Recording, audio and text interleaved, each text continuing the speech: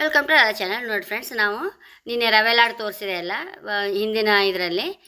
ಇನ್ನೊಂದು ನಾವು ಮಾವನವರ ತಿಥಿಗೆ ಕುಶುಮಂಡ್ ಹಲ್ವಾ ಮಾಡ್ತಾ ಇದ್ರು. ಬಟ್ ಎಷ್ಟು ಸೇರಿ ಇರ್ಬೋದು? ಈಗ ಒಂದು 10 ಸೇರಿ ಇರ್ಬೋದು.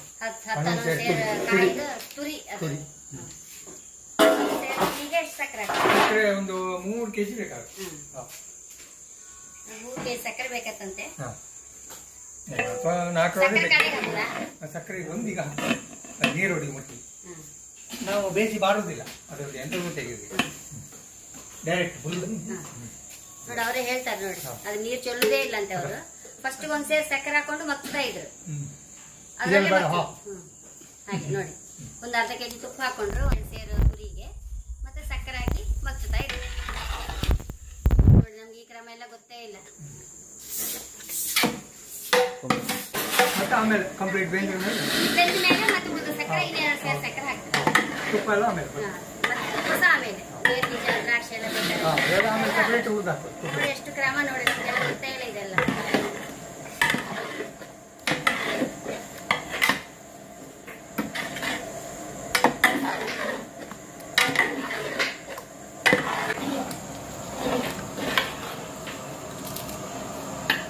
ಬೆಂದಾಯ್ತು. ಸುರಿ 1 ಸೇರ್ ಸಕ್ಕರೆ ಹಾಕೊಂಡ್ರಿ.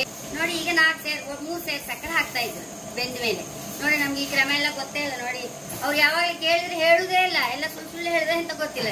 ಇವತ್ತೆಂತ ಮಾಡ್ಕೊಳ್ಳಿಲ್ಲ, ಕರೆಕ್ಟ್ ಎಲ್ಲ ಗೊತ್ತಾಯ್ತು. ನೋಡಿ ನಮ್ಗೆ ಬಟ್ರ್ ಮಾಡೋದೆಲ್ಲ ಹೀಗೆ, ಹಾಗಾಗಿ ಹೈ ಕ್ಲಾಸ್ ಆಗುತ್ತದೆ ಎಲ್ಲ ನಮಗೆ. ನೋಡಿ ಈಗೇನು ಪಾಕ ಬಂದ್ಮೇಲೆ ತುಪ್ಪ ಇನ್ನೂ ಪಾಕ ಬಂದ ಮೇಲೆ ತುಪ್ಪ 1 kg ಅಂತ ಆಗ ಒಂದು ಅರ್ಧ kg ಆಗ ಅರ್ಧ kg ಹಾಕಿದ್ರಲ್ಲ, ಇನ್ನು 1 kg ಲಾಸ್ಟ್ ಮಂಚಿ ಮೇಲೆ ತೋರಿಸಿ.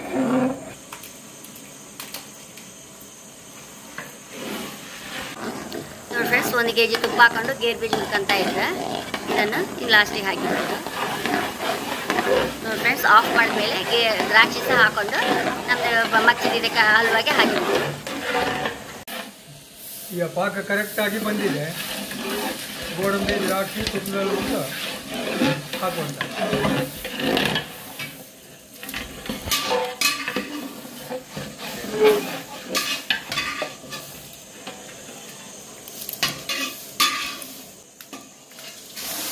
ಕರೆಕ್ಟಾಗಿ ಹಲ್ವಾ ಬಂದಿದೆ.